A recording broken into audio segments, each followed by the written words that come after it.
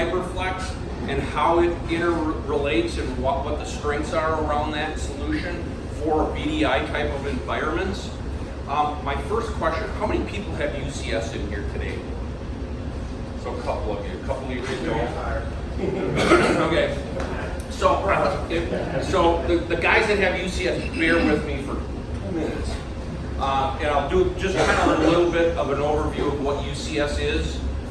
We just celebrated our 10-year anniversary selling UCS. It was in June. We're number one in blades and servers in the United States. I think we're number 2 overall across the world. We've been very successful. And there's some reasons for that. If you're a UCS customer, if we haven't talked to you already, we should be talking about some of the new stuff. We've just taken another big leap forward doing cloud-based management across all of our platforms. So whether you are rack mounts, whether you're blades, whether they're in one data center, whether they're in a remote location, whether you're hyper-converged or not, we can manage it all from a single pane of glass out in the cloud. Okay? So we'll talk about a little bit about that. We'll talk about some of the things around GPU. How many? Well, I'll wait and ask that question when I get there. So a couple of things. When we got into the environment with UCS, why did we want to do it? Well, we wanted to simplify everything, right? We didn't want you as a customer to have to go to every single server to configure, in a lot of cases, the same thing over and over and over again. Configure it one time, create a policy, and push it wherever you need it to go. Right? So now I can deploy very quickly, but if I need to do maintenance or I need to make changes, I make one change to my policy and deploy it. That was the first thing. Second thing we can do is a simplified architecture. We can combine now my data center, my data center switches, could be fiber channel, could be iSCSI, whatever that looks like, and integrate it all in together. Okay, so less equipment within the data center. Again, it's going to be all the reasons why that's an advantage, right? It's less touch points, it's less cost, less management overall. The big piece was unified management. So rather than having a separate management piece for every single server or every single chassis, if you were a chassis customer, now we could create a single pane of glass that we could go and manage all of your compute, whatever that looks like. And UCS Manager, just like I talked about, policy-based. I create a policy once and I can push it anywhere. Okay. Again, bringing up the higher performance. One of the things that we did is we integrated the network with this. Our heritage is a network company. So we took the network and combined the compute into that. It gave us a couple of advantages. Number one, it goes back to it's a simplified architecture. But more important, it gave us the ability to own the entire stack. So we were very quick. I think we finally got stopped. I don't know if we keep track anymore. We've got like 170 the last I looked, world records in performance. And it's performance running, a certain type of server with a certain type of OS, blah, blah, blah. In 10 years, I've never lost a bake-off on performance. It's one of the reasons why in a hyperconverged solution, our performance outruns anything out there in the industry. Scalability. Scalability, for a long time we talked mostly about scalability. It's how big can I build this? But the reality is that for a lot of customers, it's not how big you can build it, but how small you can build it.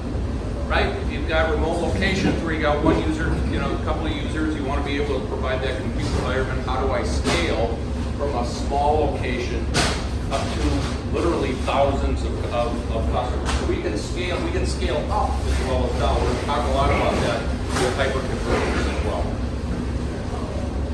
What our architecture looks like, and I always talk about this, especially to my non-UCS customers, because again, it's Cisco, so we got to have a bunch of new 3-letter acronyms. We came out with what we call a PHY, or a fabric interconnect. What we did was we said, wait a minute, do I really want management modules in every chassis, in every rack mount server or standalone server in my environment? No. I want to take all of that functionality out and put it into a network switch. You're going to have to connect it to something, right? So what we did is we took all of the management, we took all of the I/O and moved it into what we call a fabric interconnect. It's a Nexus switch. Okay. The only thing we did on the Nexus switch is we added more memory, we We put a separate ASIC in there and we changed the color. So when you walk through the data center, you can tell it was a fabric interconnected, not a Nexus switch. What we did then from there is we connected everything, whether those are chassis or whether they're rack mount servers. We do not differentiate. We don't care whether you choose to do a rack mount server or a blade server. When we first got into this, I would say 90% of our customers were running blades. We've seen a definite shift in that for a couple of reasons. We're going to talk about that. But now I've got one single place that I can do all my management. I have a single place that I can do all of my, where I control all of my I/O. It's by network. We included the network, right? We're a network company. If you're chassis based, we put these I/O modules or fabric extenders. They're nothing more than 2Ks. It's a line card. There's no intelligence on it. All my intelligence sits up in that fabric, those fabric interconnects. All of my firmware sits up in my fabric interconnect. So when when a server comes online and it calls for firmware, I can either upgrade it or downgrade it on the fly directly from that. I can mix and match racks and blades. Now, why would you want to mix racks and blades? Well, historically, for standard virtualization, most customers kind of wanted to do it with a blade. There's advantages with a blade. You have shared memory, you have shared I/O, you have shared power, you have shared power and cooling, so you can get more compute in a small area at a lower cost. Okay, that was a big advantage for years of doing a chassis. What we've seen, the downside to that is that the form factor is smaller, right? Which is what we've all wanted. But the reality is there's some reasons why you want a rack mount server. So a rack mount server, what can it do? Well, I got a lot more real estate, so I can put in more slots for drives. I can put in more PCIe drives. So when it comes to VDI environments, the preference had been for my customers to do it with a rack mount server. A rack mount server for us, if it's plugged into a fabric interconnect, is going to be managed here through this. It can be standalone as well, be managed up in the cloud. So the rack mount server, and you'll see this when we start talking about Hyperconverge, is built around the rack mount servers, right? Because I can get a lot of local disk into it. And more important, I can get a lot of PCIe devices in the back. GPUs. How many people are running GPUs today? Okay, so I would tell you 2 years ago, if I had 1 or 2 GPU conversations with my customers a year, it's about right what we're seeing. I have GPU conversations almost every day now. Windows 10 changed that. I got a couple of slides we'll talk about. So we're talking about VDI today. VDI, almost all of my customers looking at VDI today, migrating into Windows 10, are talking about GPUs. Okay? So that's kind of what our architecture. Now underneath this, I can put as many servers as I want. Right? Whether they're rack mount servers, whether they're blade servers, I can mix them and match them. And the nice thing is I can manage it all together. You can see I can connect into whatever I want. I've got what we call UP ports, if you're not familiar with our Nexus platform. Those UP ports, unified ports, can be whatever you want them to be. You want them to be a 1 gig uplink, it can be a 1 gig uplink. You want it to be 10 gig uplink, you want it to be 40 gig, you want it to be 100 gig uplink. It can be all of those. You need fiber channel, you need 16, 32 gig fiber channel. It can be a fiber channel port as well.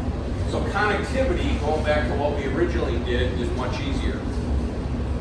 Underneath it, it can be, again, whatever you want. What makes sense for you and your business. It could be, if you want chassis, they can be chassis. A chassis for us, by the way, is not a chassis, it's a line card. Our chassis are fairly inexpensive, right? They're sheet metal and power. So we can put a lot of compute in there. And again, the rack mount servers. We see rack mount servers, again, for VDI. We see it for big data, Hadoop type clusters. That's, we see a lot of that, and then obviously in the remote location. The advantage is I manage it all there from one single pane of glass.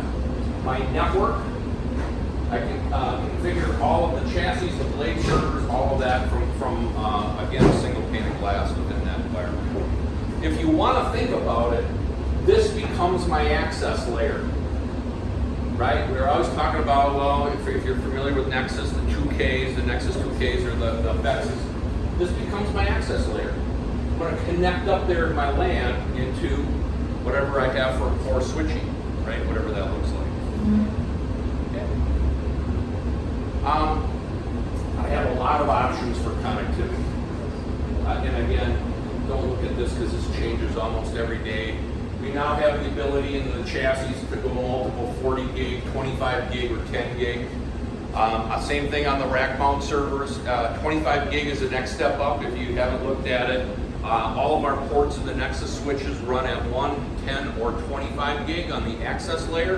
And then the uplinks are dual speed, either 40 or 100, whatever you need. So we can connect at any of those speeds. Again, going northbound, that doesn't show up very well. We don't care what you connect into. We'd love it if it was Cisco, but at the end of the day, on the network side, it's LACP, we can support it. On the fiber channel side, we can connect into whatever you want. If you want to, and this has been a big thing for a lot of my customers, especially at remote locations, storage. I can direct attach storage and do all my zoning on these guys. Right? Think about what that does. It simplifies your environment. We'll talk about this when we start talking about Hyperconverge. Why is Hyperconverge? The goal has always been to move storage as close to my compute as I can, right? Decreases latency, increases performance, all of that, right? We'll talk about that as well. Let me go back here. Any questions on this? How am I doing? Good. Okay. Now, the other thing that we did was we virtualized in the server all of the components that you configure today, right? When you configure a server, a non-Cisco server, what are you doing? Well, I got to log in, I got to give it some management, IP addresses, I got to configure things like my RAID, I got to configure things on the network like jumbo frames and QoS, different network type environments. I got to configure firmware on the NICs, all of the various components that we did. We virtualized that. We took all of the things that you have to do and we basically created a, if you want to think of it in terms of this, a VM with all of the attributes of that server. And we call it a service profile. Okay? That didn't come up. When we did that, we had the ability to configure all of the attributes of the server that we could apply to any server we wanted to. Okay, there's three things that we did with those attributes. First thing we do is we created identity. Things like UUIDs and MAC addresses and worldwide node names and port names. Why? Because now I'm virtualized. I can pick it up and manage it just like my VMware environment, right? If I need to vMotion it, I can pick it up and move it from one server to the other. Well, why would I want to do that? Well, maybe I got maintenance. Maybe I want to take it down for maintenance to upgrade memory. Maybe I want to refresh it. Maybe 5-6 years after I bought the thing, I want to bring in the latest and the greatest. Now I can bring in that new server and move it down, just like a vMotion. I can do things like I can clone it. So let's say I want to create a second server that is identical with the exception of my identity. I can do that as well. I can do templates. So if I want to roll out large environments, I create a template once.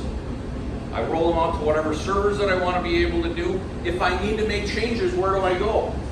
Don't have to go to every single server. I go to the template, make the change, and everybody gets it. If I add VLANs, how many changes do I need to make? One.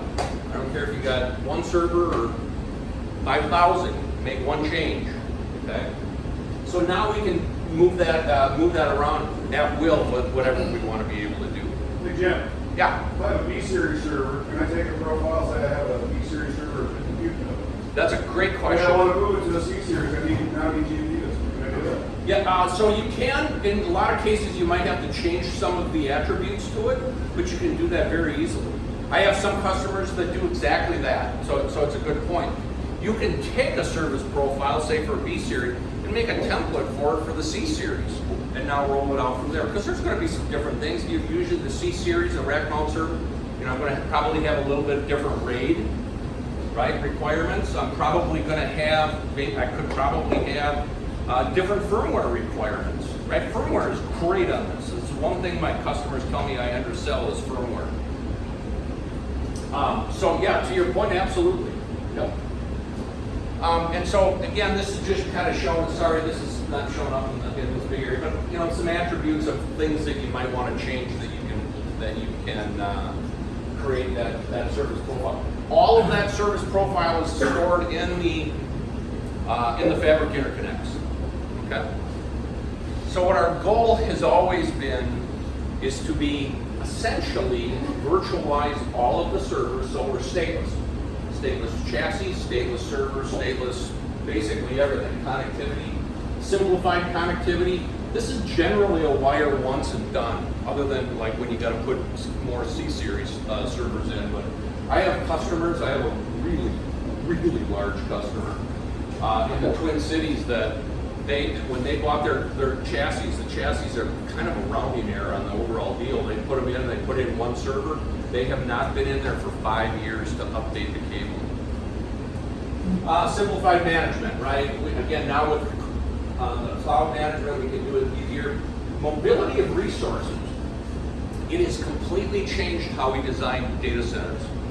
We always historically, right, as Ian will tell you, being the old guy that started in the Eisenhower administration, right, we'd start out with a primary data center and a DR site, right, and then slowly we'd migrate over. Most of my customers are now doing active-active type data centers. Active-active means something different to everybody. I have a few that are application A is here and application B is over here. I have some that have both applications in both data centers. But it gave the customers the ability to do that. Think about it. If I can vMotion between two different data centers of VM, what would it be if the attributes of the server were at the same location? I can move them right along with it. Okay? The leveraging of the assets becomes easy, right? Now I can take service profiles. Let's say I got a lab up that I've got up and running, and I want to add additional compute for end-of-year processing or whatever that looks like. I can take a lab service profile off, put a production one on. That's been a big deal. And again, just as I mentioned, leveraged by data centers. Questions on that? Okay. GPUs. So again, I mentioned this with GPUs. We can support GPUs on both blades and rack mount servers. Okay? And so again, a couple years ago, I didn't really talk a lot about GPUs, although we supported them. We can now integrate it in for whatever you want. We started to see it a little bit with VDI type of environments, particularly around engineering applications, right? I'm from Minneapolis. We built a couple of stadiums here in the last couple of years. There was GPUs all over the place, right? For that environment. And those were virtualized desktops, right? But we're starting to see it now for analytics and machine learning big time. Those big data Hadoop type clusters are adding GPUs all over the place. It's the number one conversation when I talk to CIOs. They're always talking about business intelligence, analytics, AI, big topic, and what to do with their data warehouse projects that they started 2 years ago and never really kicked off. Failed. They just didn't have the technology they have right now. It's easy now that you put these GPUs in, offload the processing. You can do what took weeks within days or hours. And especially around VDI, Windows 10 changed that. Windows 10, I think my next slide will show you kind of what the increased GPU requirements are around Windows 10. I was just with a customer here 2 weeks ago, and they upgraded to Windows 10 in their VDI environment. They're like, I'm tired of everybody calling and bitching, right? Performance came way back. They noticed it big time. So again, if you're going into a Windows 10 environment, come and talk to us, because we can kind of talk through what that looks like. Jim, could we pause there and just show of hands? Anybody moved to Windows 10, contemplating it? Ish? Yeah, it's on the radar? Yeah, Windows 10 in a VDI environment is a challenge. The requirements. This is one of my favorite slides. So I've got a guy. But I got a guy that knows the GPUs inside out and backwards. Kyle knows them. really well. And he's forgotten more about GPUs than I'll ever know. But this is one of his favorite slides. And it's usually right down here. Look at the increase, just standard workload stuff. I have some customers, I'll be very honest with you, they may be task workers. My banking customers, they usually aren't complaining too much, right? All they got is one banking app that they got to deal with. But if I'm doing full desktops, they're calling and complaining on Windows 10. Okay? So you can kind of see what, kind of what the performance is. So that's one of the reasons we're seeing so many of them, or so many of the pieces with it. Again, this is a busy slide. Bottom line here, we can support whatever kind of applications you need. Here's all my virtualization, my VDI stuff. The one thing I'll tell people that are looking at it, I mentioned we can run GPUs in both blades and rack-mount servers. And we can run true in all of the M5, in the M5 servers, if you're familiar with it. We can run 2 GPUs in all of our products, blades or racks. The big thing with a rack-mount server, like we'll talk about in Hyperconverge, is that I got more real estate, so I can put more I got a bigger GPU to put the GPUs on board. So I can do about twice as many desktops with a GPU in a rack-mount server than I can in a blade, but I can do that. Okay? So, suffice it to say, if you're not looking at it, you're thinking of Windows, just let us know. We can help you with that. Okay? Any questions? Okay. So let's talk about Hyperconverge. Anybody running Hyperconverge today? What are you guys running? Simplicity. Okay. Well, we can talk about a little bit about that. So let's talk a little bit about what Hyperconverge is and what it isn't. Okay. I'll just do that just real quickly. So what is Hyperconverge? This over here we've been doing for a long time, right? This is considered a converged infrastructure. We have servers, in our case it's going to be UCS. We have a network that we got to configure, right? It could be a LAN-based, it could be fiber channel-based network. And then we've got servers. Could be any, our server, we've got a lot of server, storage, thank you, storage partners that we do business with, right? And so what we do is we have this thing called a converged infrastructure, CI, where we've done CVDs with this. So this could be Pure, it could be whoever, NetApp, it could be EMC, it could be T-Jile, thank you. It could be Nimble, it could be whoever. And what we did was we said, let's take their best practices. Let's take the best practices for UCS and all the best practices to combine them. I don't care whether they're fiber channel, I don't care whether they're iSCSI, I don't care whether they're NFS, we don't care.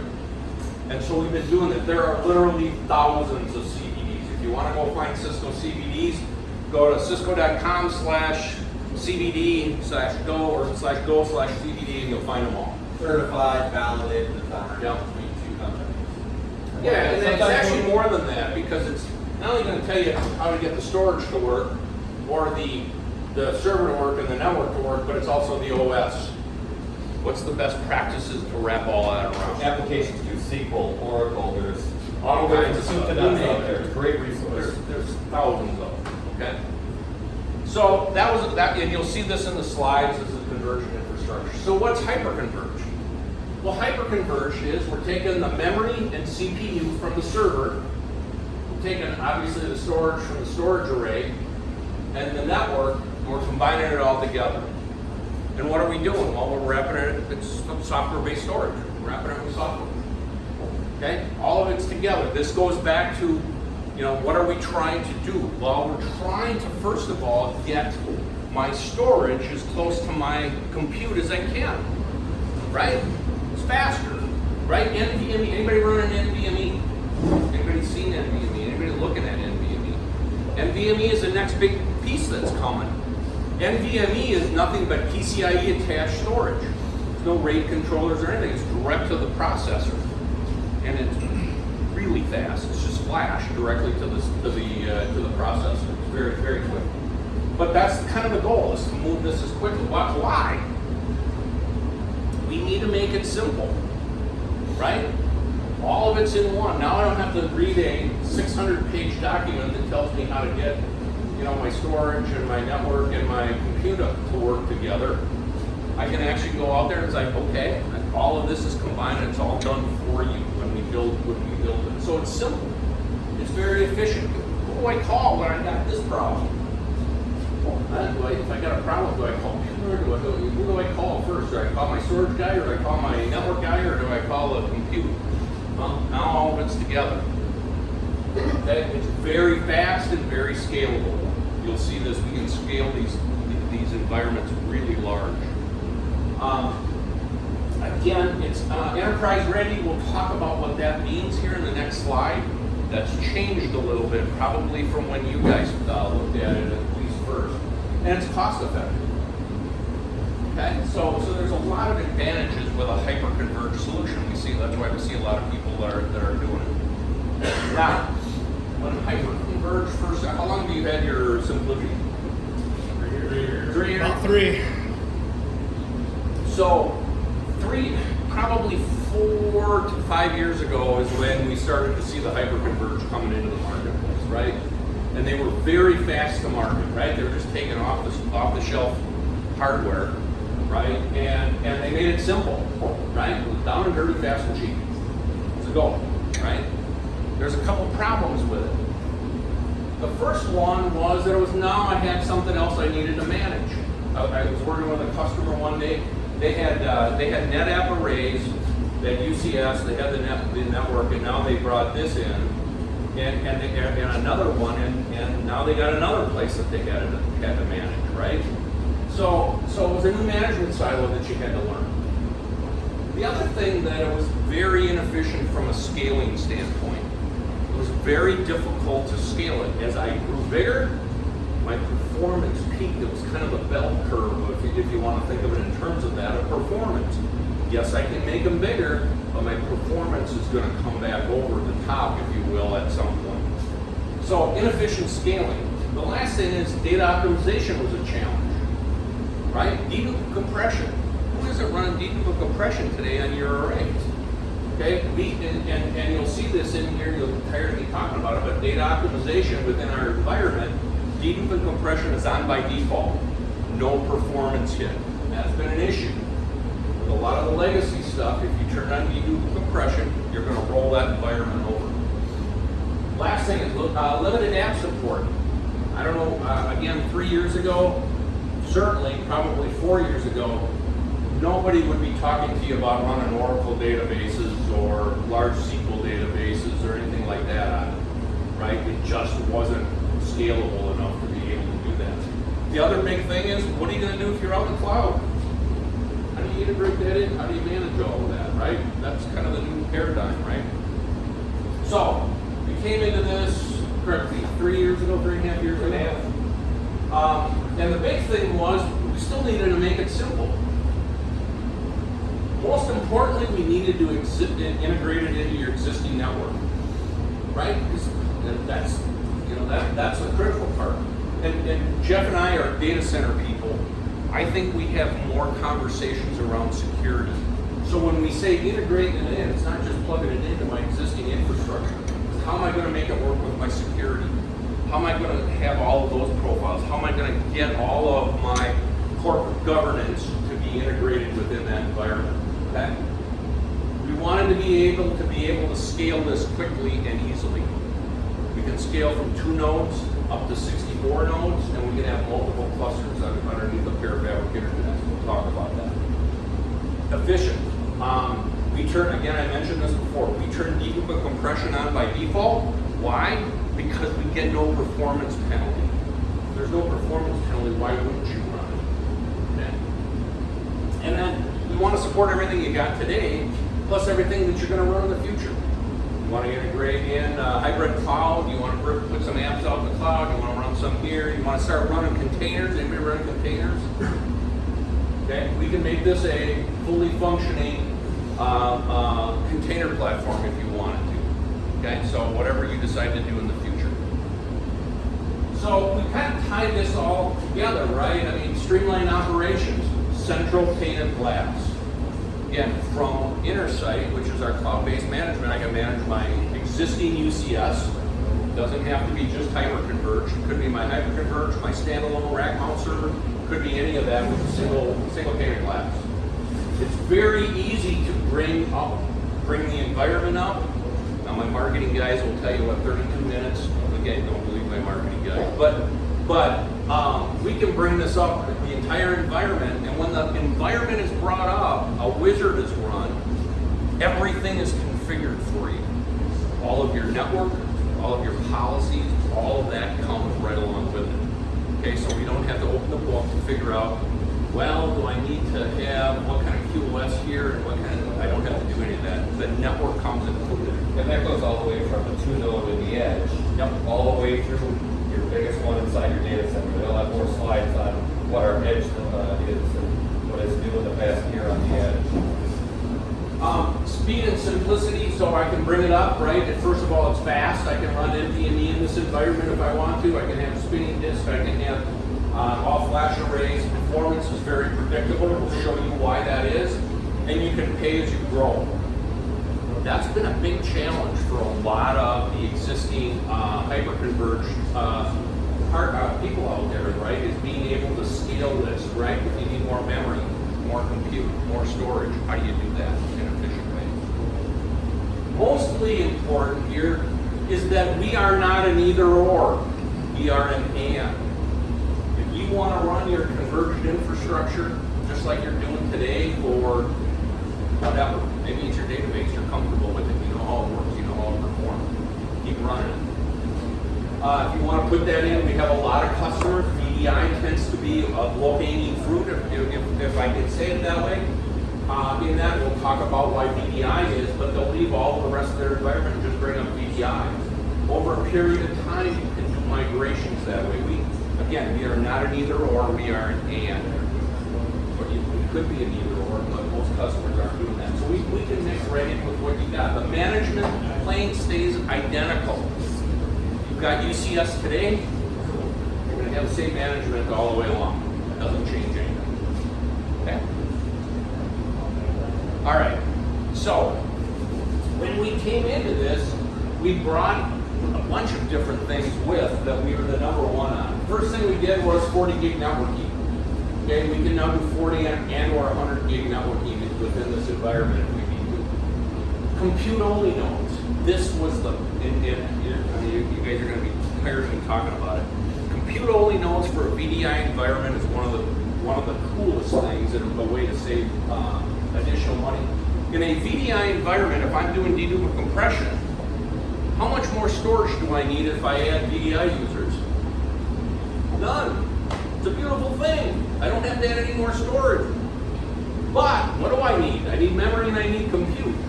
So now, with a compute-only node, I can add additional resources for memory and compute without adding storage. I'll show you what that looks like in that environment.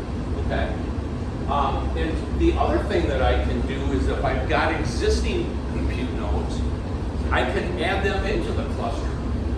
So I had a customer, I had a fairly large customer, this was a couple of years ago, they had just refreshed their data center. They had 24 servers, 24 blades.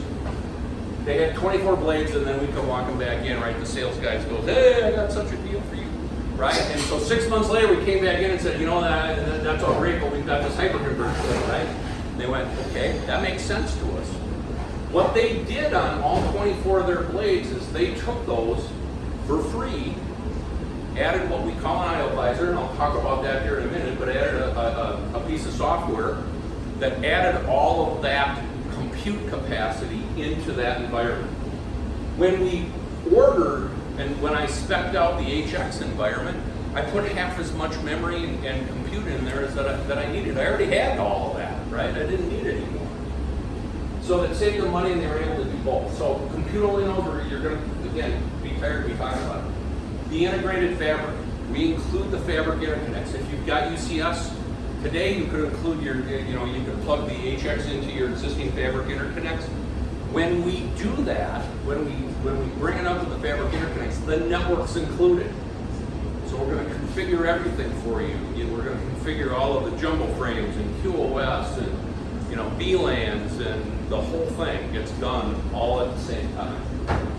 So the computer only knows back to that. Yeah.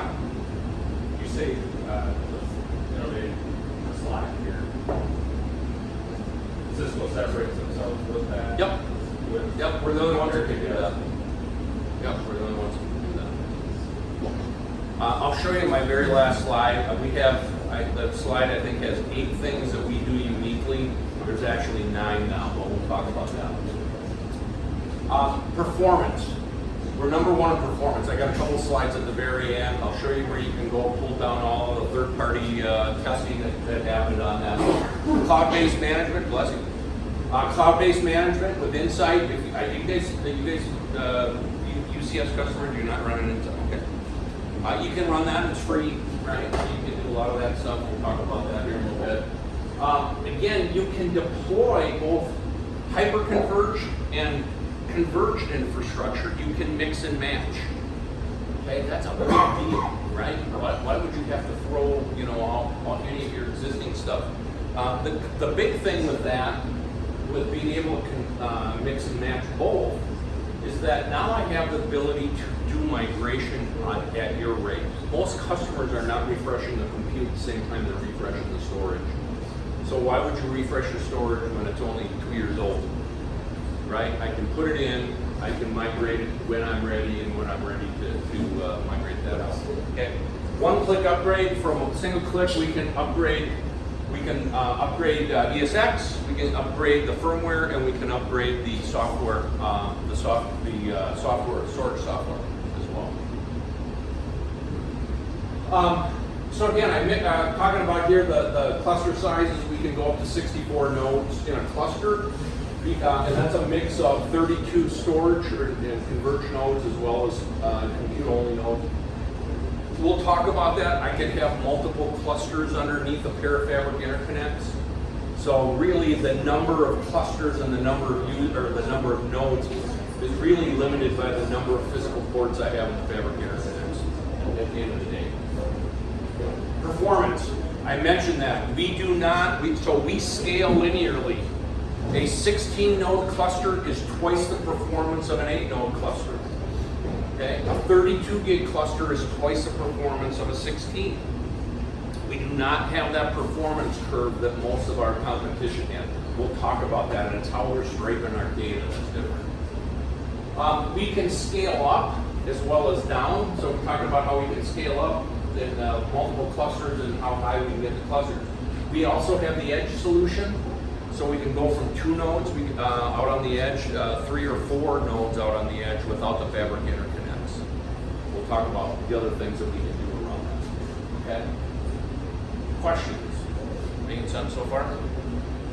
So this is the independent scaling. Now, we always start with 3 nodes when we've got the fabric interconnect. Okay, again, you can start up. The way we stripe data within there, by default, we stripe 3 copies of your data, right? It's the 3-2-1. You always want 3 copies of your data across 2 different media in at least 1 different location. But we stripe 3 copies of your data. Okay, and so when you buy the environment in a converged node, you're getting what? Memory, compute, and CPU. You're getting all 3 things, right? Well, what if you need more storage? Well, when I first saw this, when we first introduced this, I thought, well, this is kind of a duh moment. If you need more storage, what do? You plug in more storage. We are the only ones that can do that. We can literally do that on the fly. If I need more storage, I walk up to the thing, I can pop in a new drive, and I've got additional storage on the fly. Okay? Most of my competition have to take that node out altogether of the cluster and rebuild it with the additional storage before they can bring it back in. Okay, so we can do that on the fly.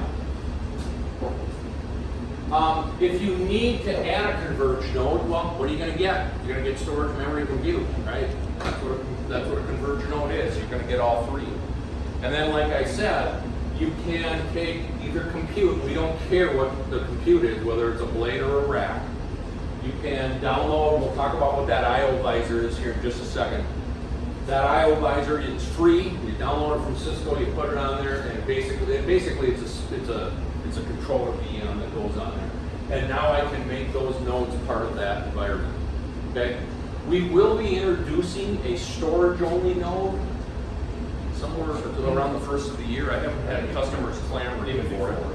What's that? Even before that now. Is that what you're doing? Okay. We will have a storage-only node, although I haven't had customers that have needed that. Here's some of my options. I'll come back to this. This is my edge solution.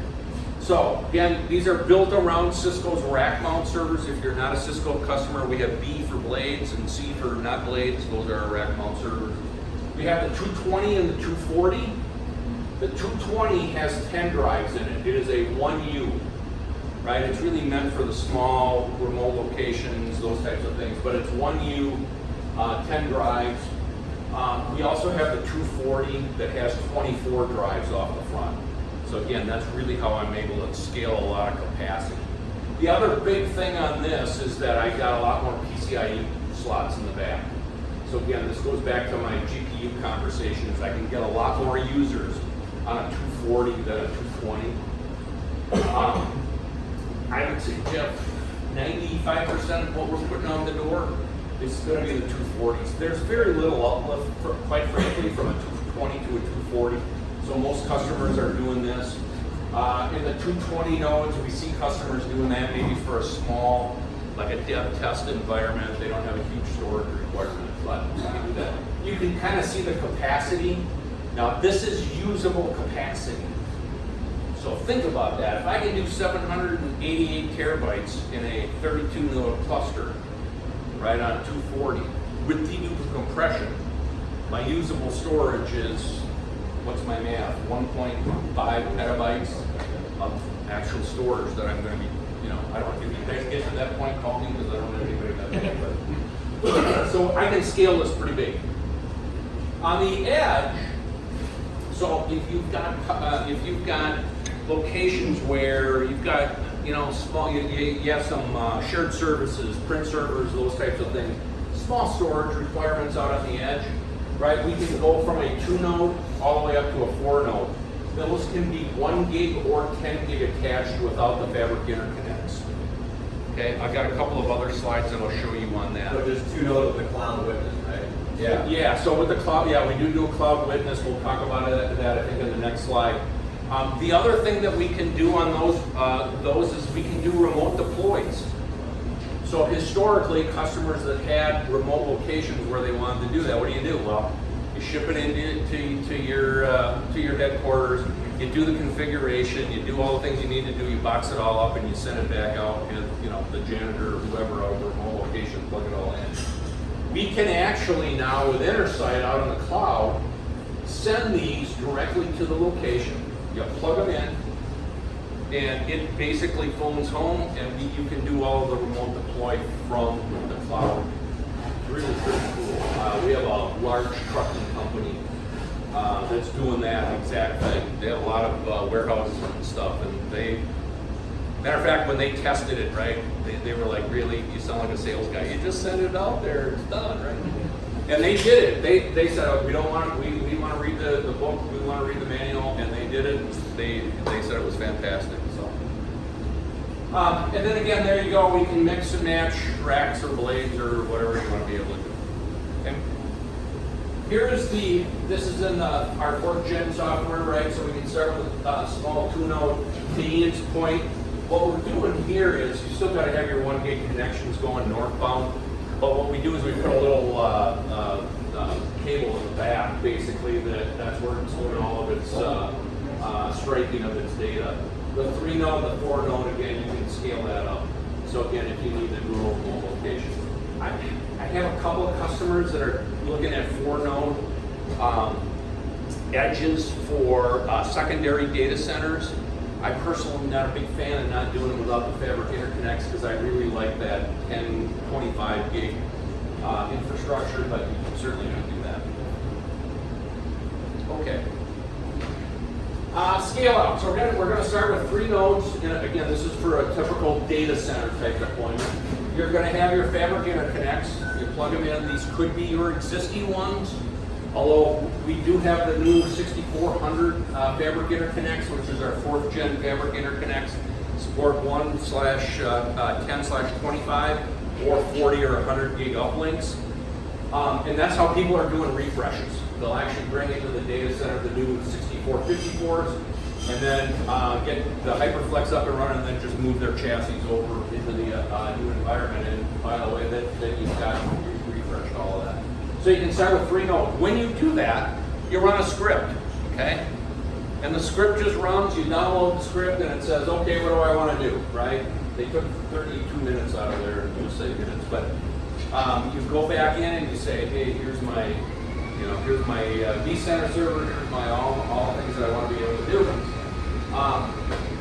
And then it builds the whole thing out, and then all you got to do is create a data store and start putting PMs on it. You literally can have this thing up in minutes.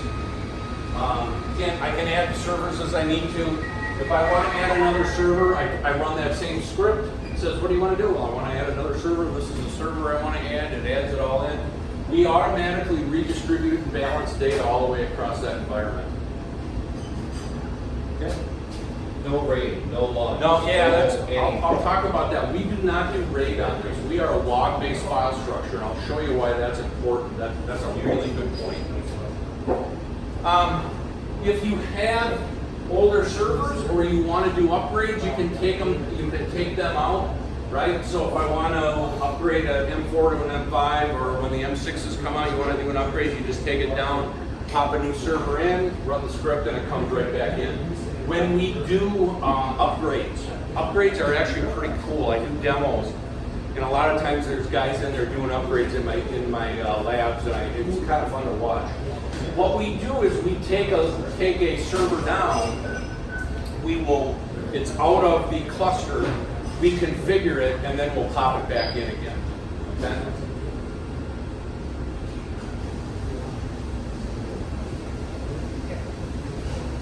Okay.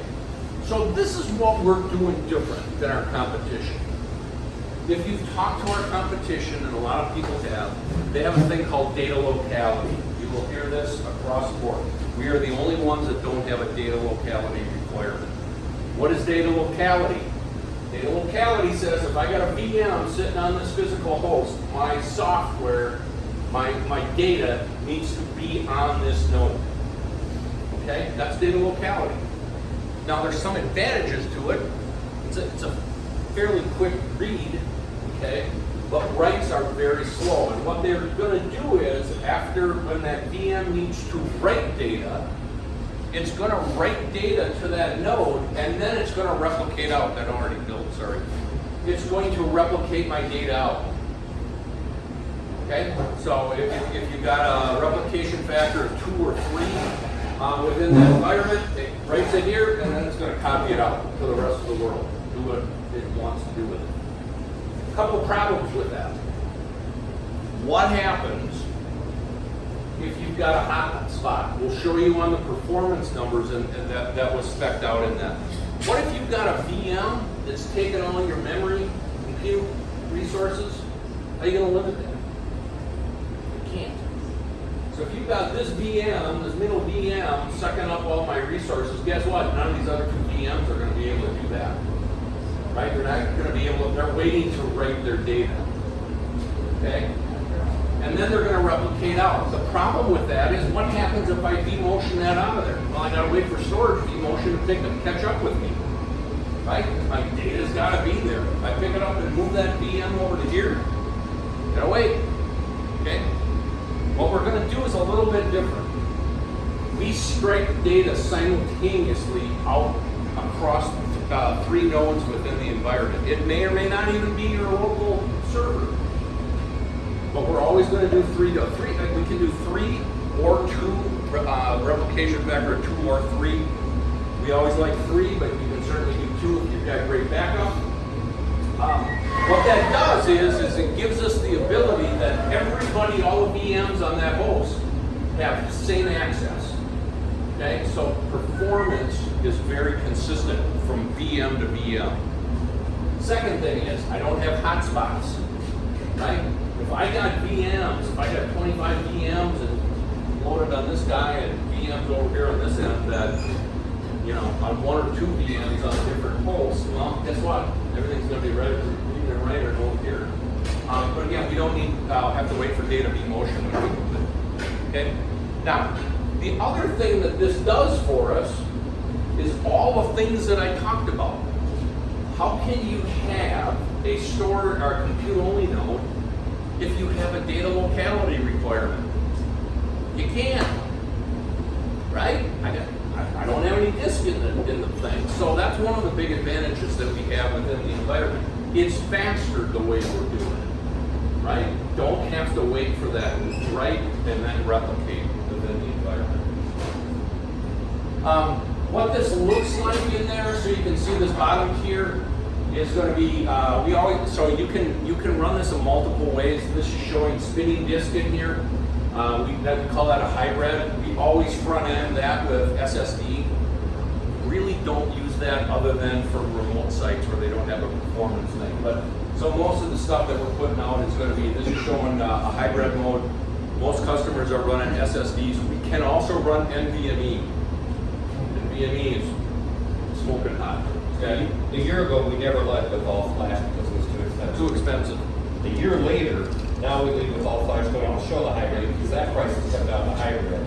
Next summer, I guarantee when I'm here next summer, we'll be showing all NVMe. That price will have come down. It's all about price. You're getting the speed and the reliability of these extra technologies. The price just needs to come down. So We'll get him here before next summer. yeah, Yeah. 99% of what we sell is all SSD. Yeah. So you'll see up there, there's this controller VM. All of us in this space have a controller VM. Okay, that's not unique to Cisco. We're doing 2 components that are part of that. You know, there's VAI, VMware's array integration. The guys that wrote our code are the same guys that wrote VAI, by the way. And so that's what's really doing the snapshots and the clones on there. And then the IO visor, you heard me mention that earlier, the IO visor. I liken that as close as I can to the actual supervisor. Okay, that's what's really doing, that's what's responsible for striping data out there. It's responsible to understand where my other nodes are out there. It's responsible for rebalancing data if I have nodes that are coming in and out. It's really the supervisor module, if you will. But that IO visor that fits in there is what you download from Cisco if you've got compute-only nodes. Okay? That's the microcode to me on a storage array. The microcode is responsible for how to keep your data, how to make sure it's reliable, how to stripe it, and how to serve it out to what's our QDES. How are you managing your I/O across all of your nodes in the cluster? That I/O visor is exactly like that microcode on your traditional storage array. Yep, well said. Okay, I think this is the 3rd time I mentioned we do deep compression by default because there's no performance yet. Okay, I think I got one more time. Ian's waiting for me. I think I said 5 times, so I've been. We've already hit some of this stuff, but again, I can integrate into whatever you've got in your environment today, whatever your SAN is today, right? Keep doing what you're doing where it makes sense. You're not going to tomorrow and say, hey, I'm getting rid of my storage array. At the very least, you got data migration that has to happen, right? And so I do have a lot of customers, like things like VDI, for things like dev test type of environments. They'll continue to run, or they'll use the hyperconverged in that environment, but things like Oracle databases and those types of things, that's what they're used to. They know the performance is predictable. They'll keep running that out there. That's not uncommon at all. This slide I don't think draws it up super well, but your hyperconverged node has a virtual HBA. You can zone that into your storage area. So your Pure, your Teton, whatever. So you actually have data stores on your hyperconverged node. Some of it are on SAN storage, some of it are on hyperconverged. It can live that way forever if you want to. If you want to use that as a migration tool, go ahead and do that. We know you have existing purchases that you're not going to get rid of, in 2, 3, 4 years. We want to make sure you can use that. So on that hyperconverged node, you can zone those both in, and it is 100% supported. No other ones can do it between the hyperconverged and traditional storage. High availability, again, I talked about this already, right? We're going to strike 3 copies of the data by default, 2 if you would rather. There's one exception to that. I'll talk about that here in a second. We do support native replication and DR. So if you had 2 locations and you had a location where your primary data was and a DR location, you can do native replication. Most of my customers are doing third-party integrations, whether that be through Beam, Commvault, Cohesity. These guys are writing into our snaps, so they're very efficient, very fast. They also give you the ability, in some cases, to do tertiary. We're starting to see a lot of customers starting to dump that stuff up into the cloud for tertiary storage backups. We can do a stretch cluster. So stretch clusters historically are for synchronous replication, right? Where I want to strike data across multiple locations. I can't go down. In that environment, we're going to have two identical clusters in 2 different data centers. There's some requirements for bandwidth and latency within that. We're going to have a witness server.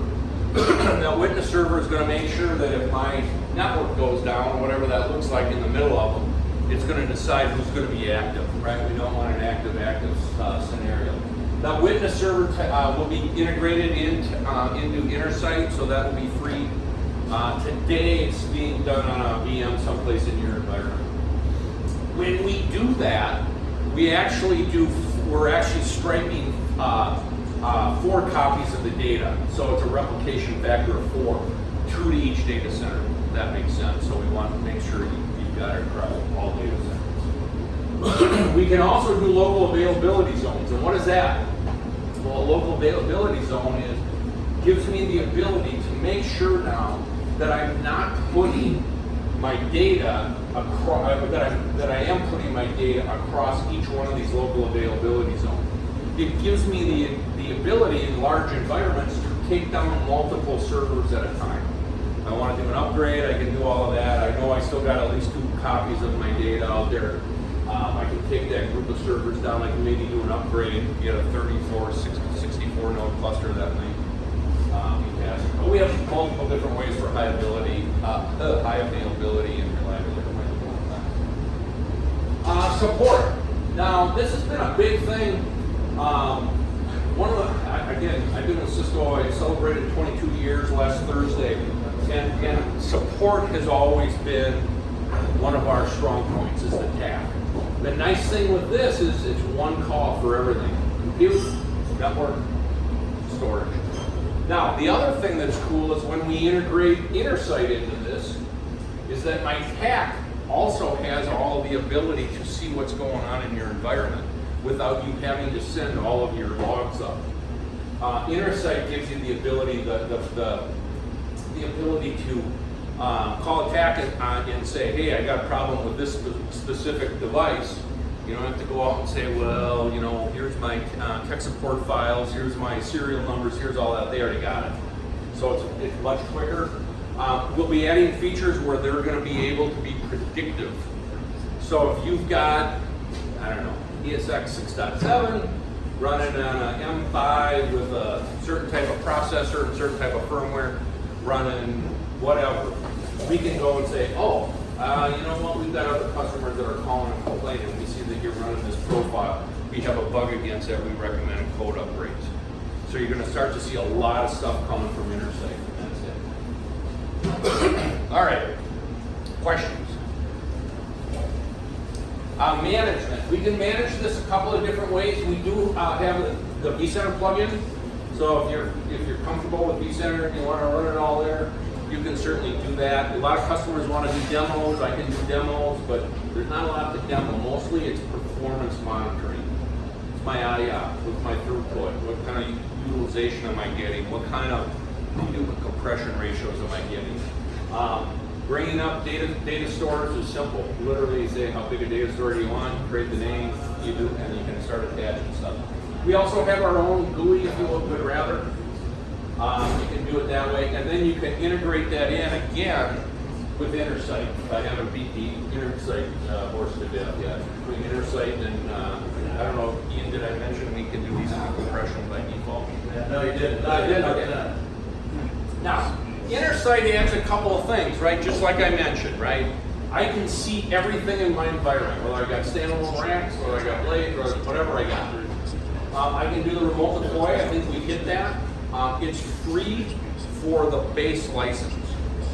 We also have a tiered licensing structure, and we can add things like the compatibility, the hardware compatibility list. It's really cool.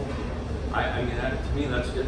The first tier licensing really isn't that expensive, but the HCL is worth the price of admission. I can go in, it looks at what I'm running for an OS, tells me what I'm currently running from a firmware and drivers, and tells me if I'm in running the right code. If I am not, there's a little link that says click on it, and it will actually take me out there, because that's usually the next problem. You're spending an hour trying to go find it on Cisco.com. We'd like to see every customer have the InnerSight advanced license, not because of the cost, it's because there's that much value in getting that. Any existing UCS deployment. This is, see, now we're starting to talk cost, so this is what I'm looking for you to All right. The other thing that it does is recommendation engines, and so we're starting to see customers run. So if you're running, say, 6.5 and you're looking to run, upgrade to 6.7, whatever that looks like, it'll actually go out and say, hey, here's what I'm running. You see that? What do you want to run? I want to run this. What do I need to do? Do I need to upgrade drivers? Do I need to upgrade firmware? Okay. This is my InnerSight. If you're ever interested, I'll do a demo on this. It's pretty cool. We can do I mentioned this before, the one-click upgrade, the whole stack. We do the firmware, you can do your ESX, I can do the whole stack thing. Okay, we can support just about anything on here. We can build, again, you can see all the enterprise apps, the hybrid stuff, we can integrate this in. Amazon, Azure, Cisco Cloud Center, we can tie this all in and move applications back and forth. We can also we got Cisco optimization, workload optimization if you want to be able to manage that. Here's my AL stuff. So again, NVIDIA is a big partner of ours. We're going to be doing a lot more of that if that's something that you're looking at. I mentioned this just in passing. We're starting to see a lot more of our applications. We're making the Hyperconverge more as an appliance. One of the first places we did was a container platform. So now we can be a Kubernetes device where we basically comes all pre-built. You drop it in, you run the config, and you're up and running. If you wanted to do that. What else? We're clientizing Veeam and Compal, I think Cohesity. Yeah, so we'll be able to act as a backup appliance and a staging place before it goes to their cloud for backup and recovery for secondary sites. So Veeam, Cohesity is the main one we're working with right now, but you'll see the Veeam one come out as well.